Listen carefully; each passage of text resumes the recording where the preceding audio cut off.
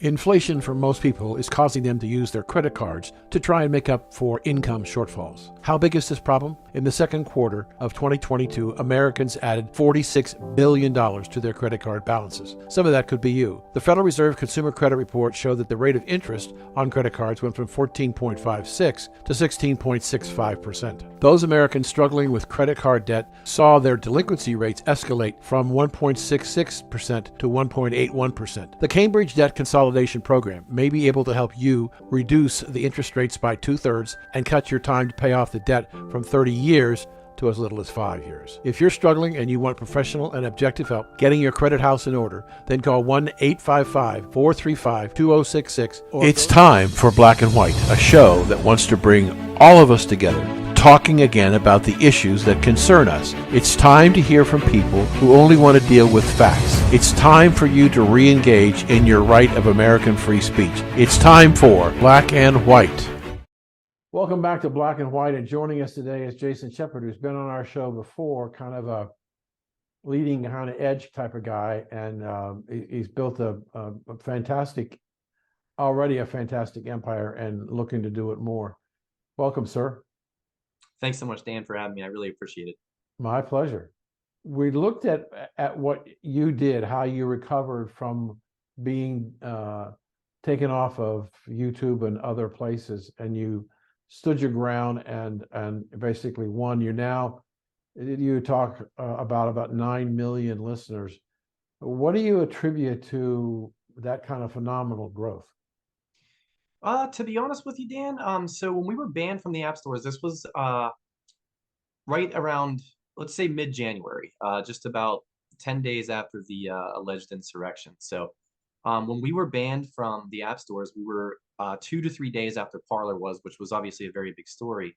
And we ended up being #1 in the app stores then. So people knew who we were, and you can see the calculated moves that big tech was taking to basically get us shut down. But to answer your question fully is, I believe that it really comes from the fact that we didn't bow to any content moderation demands by big tech or, obviously Apple and Google Play specifically, because, we essentially, we offer a very, very free speech platform. I mean, you could say what you want. That's not harassing somebody. It's not, threatening anybody in a criminal element. And we just don't allow pornography and nudity.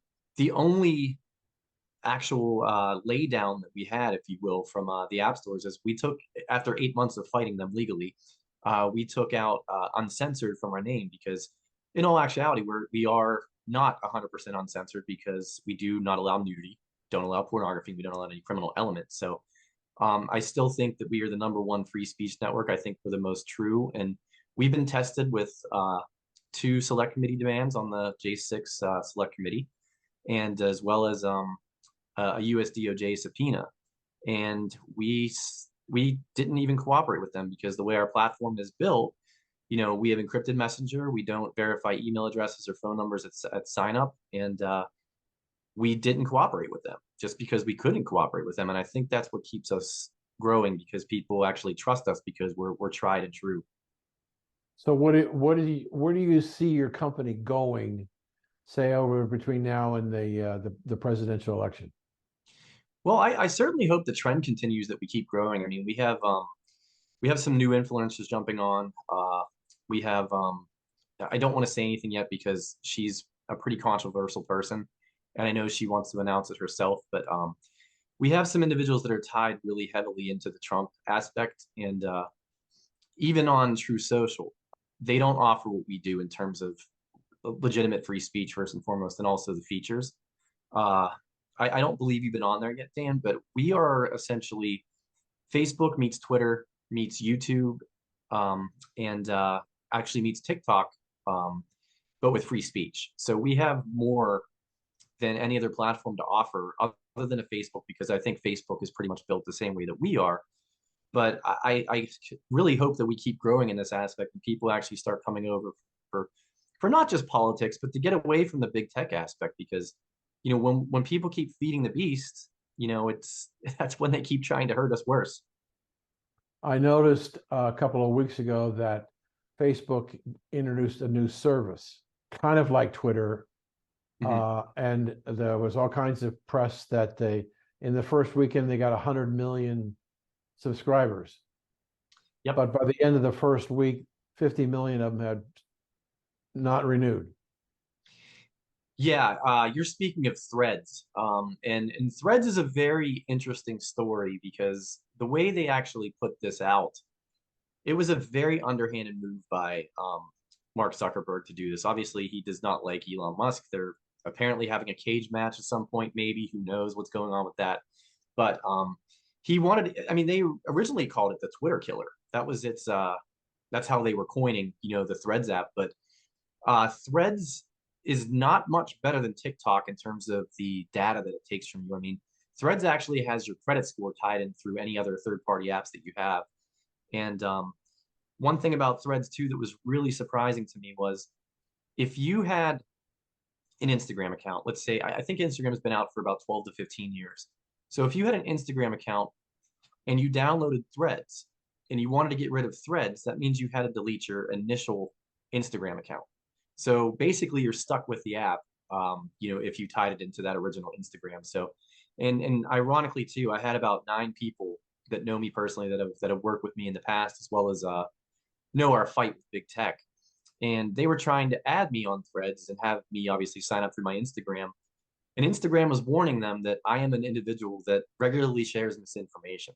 And I don't even use Instagram. So it's pretty interesting how that was tied in through the Facebook aspect.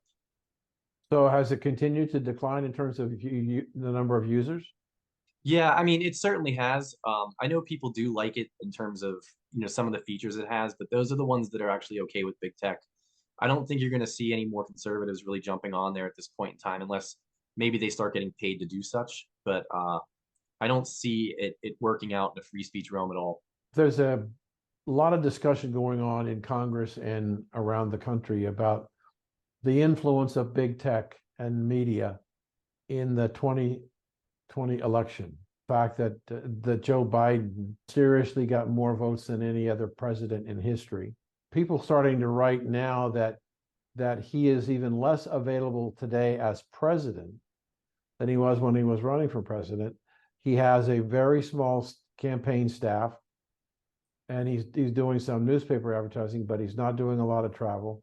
Do you think that he's going to be a factor and is it going to be because of big tech, like it was in 2020, is going to push him over the line? You know what, Dan? Something in my soul still tells me that he's not going to be the Democratic nominee. I mean, I just don't know health-wise. And then in this day and age, after how disastrous his administration was, I don't see how he could be a basement candidate again. I mean, this guy he doesn't visit the border. He didn't even go to Maui, where we had one of the worst natural disasters recently. And he's not presidential. I mean, everyone made the argument that Trump wasn't presidential, but Trump actually did things. He wasn't the best speaker in terms of, calling somebody presidential, but I just don't see even how a Facebook and I don't think Twitter would play that game anymore. But and I mean, unless the Biden administration tells them it must, which is still a possibility. But I don't see even Meta being able to manipulate something like this in terms of getting him 81 million votes because people are fed up with it. They're fed up with the administration. They're fed up with what is this? His 25th vacation, I think they said, or something of that nature. 30. Yeah. See, I mean, no, that's not okay for the American people when, he's touting inflation being low, but there's people that still can't, they're not even able to live paycheck to paycheck anymore. And he's absent. He's not just absent-minded, he's absent when he needs to be absent. And the Maui aspect is certainly really going to hurt him, I believe, because, first and foremost, I'm not sure if you saw the question, but what he was asked, what he thought of the death toll, how as it was rising in the fires. And he said no comment. And then rather than go visit Maui, he goes on vacation. So, I don't see how even social media can save him at this point. I saw an article this morning that was talking about the vacations, which we just talked about, and talked about what he's doing or not doing. He loves being president. Mm-hmm. And one reporter who has been following him for a long time says, as relates to being president, Joe Biden is more form than substance. He didn't have any substance as being president, but he has some form. I read that and I said, wait a minute, are we electing presidents based on their form or what they're going to do and what they can do? I look at it and there was a poll last week that came out in Virginia, and it had basically Trump and Biden tied. And I'm saying to myself, with 60 to 65% of the Americans being dissatisfied with what Joe Biden has done, how can they be tied? So is the social media exerting its pressure again to try and sell Joe Biden? I mean, so Virginia, obviously, a very democratic Commonwealth. I know, obviously, Glenn Youngkin obviously got in, and that's a fantastic situation. But, when it comes down to president, you have all those, very, very, some of the most wealthy individuals in the country. They're donating this type of money to these super PACs and things for Democrats there. Virginia's a tough one to base that answer on. I mean, technically, no, I don't think they should be tied. I mean, Virginia people are struggling just as much as we are, in the Commonwealth of Pennsylvania. But there's a lot of people that are just still very blatantly dissatisfied with Donald Trump as a person. I don't know if that's still what they do. Anybody but Trump I could see that being sold on social media, yes. But again, with the Twitter files being released with Judge Doughty rolling, even though it's an appeal right now, but with him rolling based on the fact that the Biden administration should not have contact with any social media companies, I just don't know what they can actually get away with right now, Dan. Well, it appears that that's a very keen observation, because if you look at the principals in the administration, they're clearly trying to manage the Hunter Biden story, and to keep distance between the president and his son.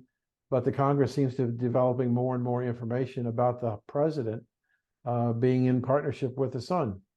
It's amazing that we have, I remember, you're too young, but I remember when Richard Nixon was president, and just before the House decided to vote on an impeachment, the leadership of the Republican Party, which was the minority party, by the way, at the time, went to the White House and suggested to Nixon that for the good of the country, he needs to resign. Mm-hmm. I think I believe that this corruption and money story has legs and hasn't finished, but I believe that the leadership of the Democratic Party is going to have to go to the White House and say to them, Mr. President, you don't want to do an impeachment trial. You need to resign. And yeah, go ahead. I'm sorry. And then who's going to take the mantle of the Democratic Party?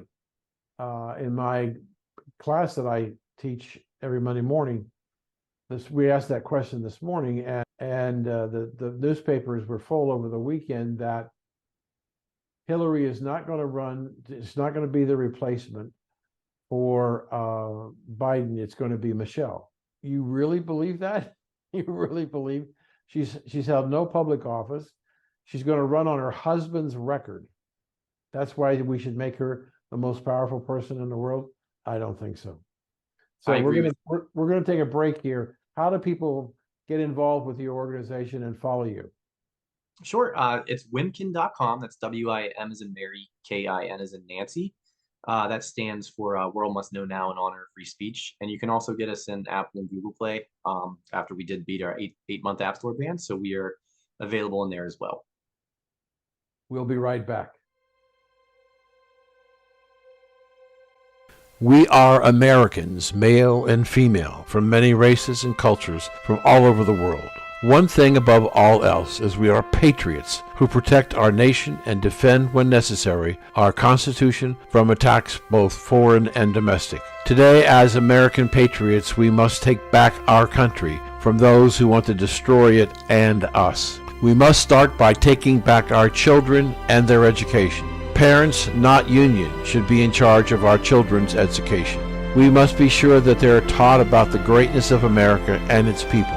Our children should not be indoctrinated with the belief that parents are racist and are evil and trying to destroy the world. As patriots, we must take back our country from foreign nations who want to destroy us and our way of life. Yes, as patriots, we want America to be first. We want an open and fair trade policy, energy independence, safe cities, and secure borders where we can grow and prosper as a nation of free people. Become an American patriot. Help take back America by voting Republican. Welcome back. And we're continuing our fascinating conversation with entrepreneur Jason Shepard about not only his Winkin website, but what's going on in the world. Tell the audience about your website so they can begin to understand. I mean, you got a lot of listeners, but your potential for many times that. Tell us about your website. Sure. So again, we offer a web version as well as an app version. And the way that we are set up is essentially like a Facebook meets a YouTube, meets a Twitter, and even a TikTok. We have essentially every single feature of Facebook, and down to marketplace, down to video chatting.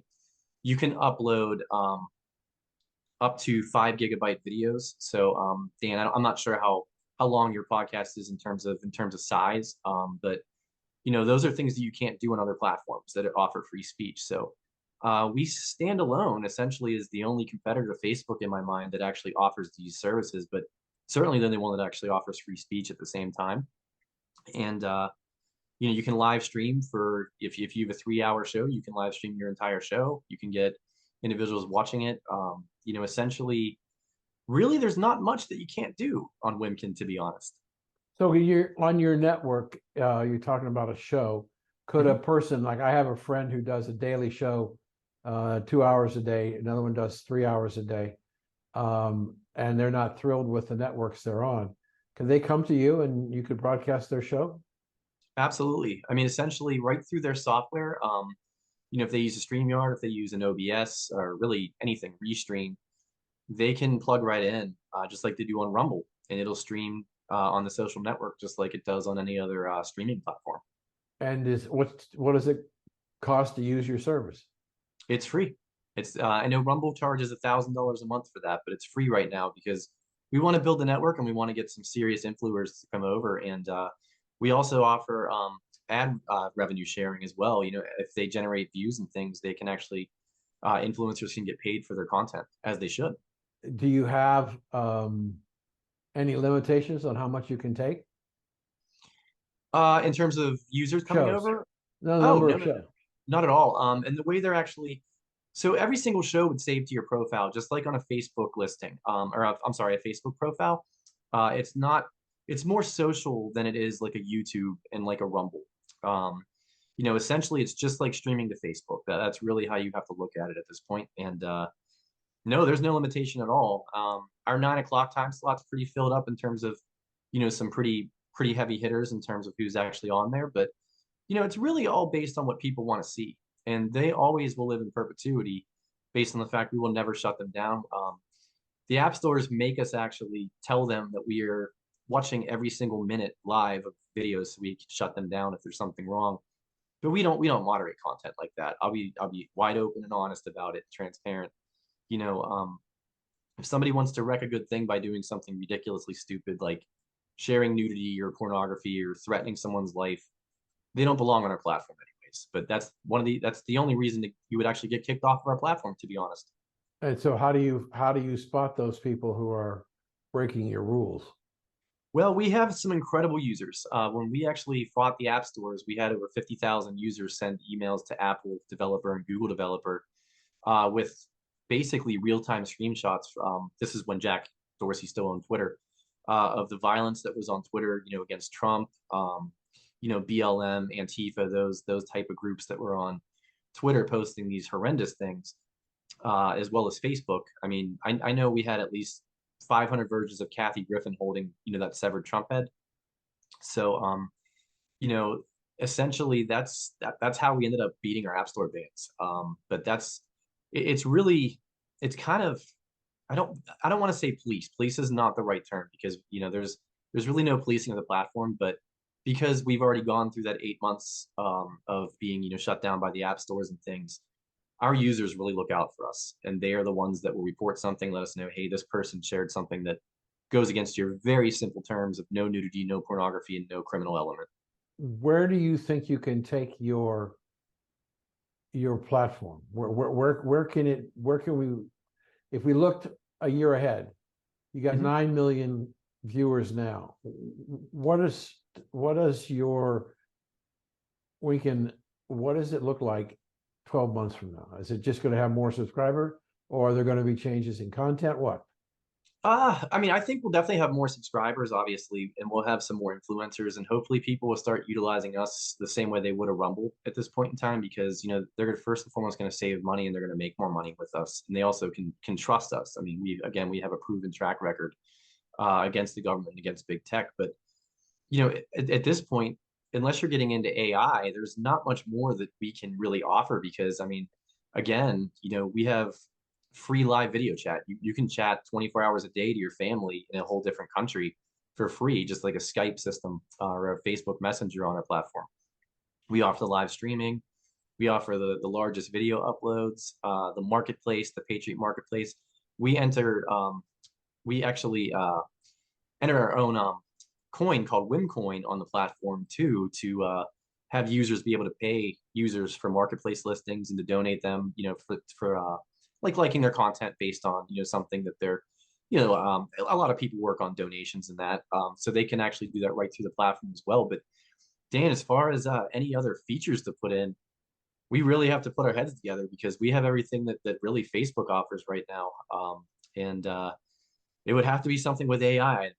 Which could be amazing. I'm getting ready to publish a new book, and I was looking for a particular design in a cover, and I had used Fiverr to connect with me some artists, and I used an artist out of Mumbai who did illustrations for a couple of my children's books, Okay. and I went back to Fiverr to look for a picture for the cover of my new book coming out called Sad Eyes. I told her what I was looking for.